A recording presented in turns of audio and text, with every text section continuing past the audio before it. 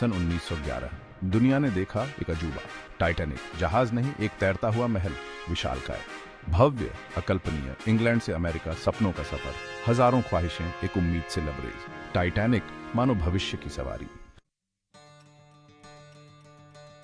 तीसरा दर्जा, जहां उम्मीदें आसमान छूती थीं। यहां पर हर कोई एक नई शुरुआत की तलाश में था। ये लोग अपने सपनों को पूरा करने के लिए निकले थे, चाहे वो कितने भी मुश्किल क्यों ना हों। उनके चेहरों पर एक अलग ही चमक थी, एक उम्मीद की किरण जो उन्हें आगे बढ़ने के लिए प्रेरित कर रही थी। नई दुनिया, नए सपने, नई शुरुआत। टाइटैनिक के डेक पर खड़े होकर ये यात्री अपने भविष्य की कल्पना कर रहे थे। उनके मन में एक नई दुनिया की तस्वीर थी, जहां वे अपने सपनों को साकार कर सकते थे। जहाज के चलते ही उनके दिलों में एक नई ऊर्जा का संचार हो गया था। दूसरा दर्जा, जहां खुशियां मनाई जा रही थी। यहाँ के यात्री अपने सफर का आनंद ले रहे थे। उनके लिए ये यात्रा एक उत्सव की तरह थी, जहां हर पल को जीने का मौका मिल रहा था। उनके चेहरों पर मुस्कान और दिलों में खुशी थी। समंदर की लहरों पर जिंदगी का जश्न। टाइटैनिक के डेक पर खड़े होकर यात्री समंदर की लहरों का आनंद ले रहे थे। उनके लिए यह सफर एक अद्भुत अनुभव था, जहां हर लहर के साथ उनकी खुशियां भी बढ़ रही थी। पहला दर्जा, ठाठ बाट की दुनिया। अमीर खानदान वाले रसूखदार। यहाँ के यात्री अपने ठाठ बाट और आराम का आनंद ले रहे थे। उनके लिए ये यात्रा एक शाही अनुभव था, जहाँ हर सुविधा और आराम का ध्यान रखा गया था। उनके लिए ये सफर एक यादगार अनुभव था, जिसे वे कभी नहीं भूल पाएंगे। सबके दिलों में एक ही चाह, टाइटैनिक की सैर। चाहे वो तीसरे दर्जे के यात्री हों, दूसरे दर्जे के यात्री हों या पहले दर्जे के यात्री, सबके दिलों में एक ही उत्साह था। टाइटैनिक की सैर का सपना हर किसी के दिल में था। ये यात्रा उनके लिए एक नई शुरुआत थी, एक नया अवसर, एक नया सपना। टाइटैनिक के सफर ने हर किसी के दिल में एक नई उम्मीद जगा दी थी। जहाज पर हर सुविधा एक से बढ़कर एक। शानदार खाने का कमरा, स्विमिंग पूल, जिम्नेजियम, संगीत की महफिल, नाच गाना, रौनक ही रौनक। टाइटैनिक पर समय यूं गुजरता मानो स्वर्ग की सैर हो। हर पल अनमोल, हर लम्हा यादगार। समुद्र शांत, चांदनी रात। यह रात कितनी खूबसूरत थी, जैसे किसी ने चांदी की चादर बिछा दी हो। समुद्र की लहरें भी मानो इस चांदनी में नहा रही थी। हर तरफ एक अजीब सा सुकून था, जैसे प्रकृति खुद इस रात को संजो रही हो। लेकिन ठंड हवाओं में एक अजीब सी सिहरन। यह सिहरन सिर्फ ठंड की नहीं थी, बल्कि एक अनजाने डर की भी थी। यात्रियों ने अपने कोट कसकर लपेट लिए थे, लेकिन क्या वे इस सिहरन को महसूस कर पा रहे थे? शायद नहीं।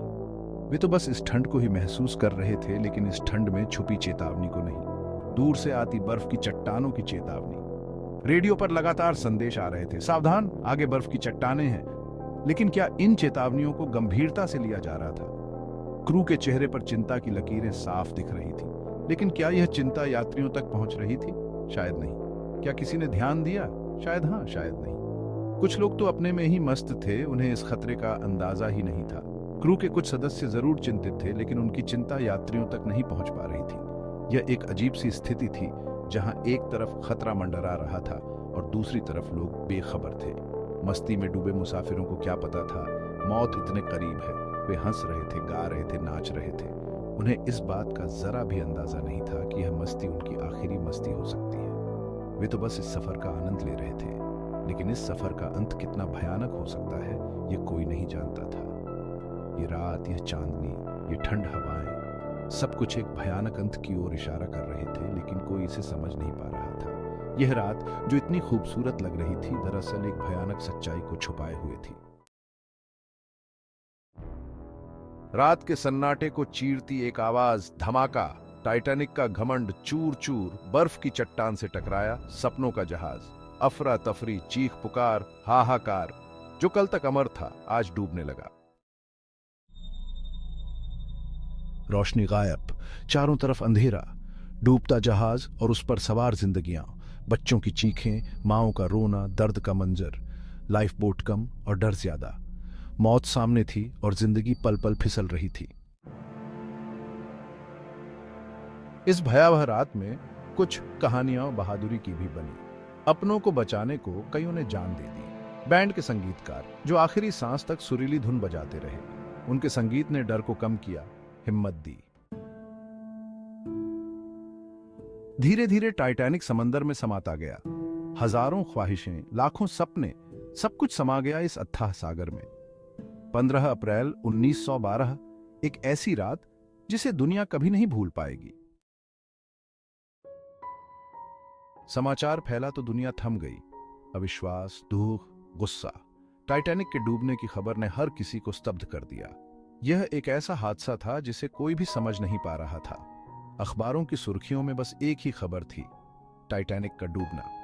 लोग अपने काम छोड़कर इस खबर को पढ़ने और समझने में लगे थे। हर कोई इस बात पर यकीन नहीं कर पा रहा था कि ऐसा भी हो सकता है। हर कोई हैरान था, टाइटैनिक जैसे जहाज के साथ ऐसा कैसे हो सकता है। यह जहाज जिसे कभी न डूबने वाला कहा जाता था, अब समुद्र की गहराइयों में समा चुका था। लोग इस हादसे के कारणों को जानने के लिए बेचैन थे। टाइटैनिक के डूबने से पहले की तस्वीरें और उसके बाद की तस्वीरें दोनों ही लोगों के दिलों में गहरी छाप छोड़ रही थी। यह एक ऐसा दृश्य था जिसे कोई भी भूल नहीं सकता था।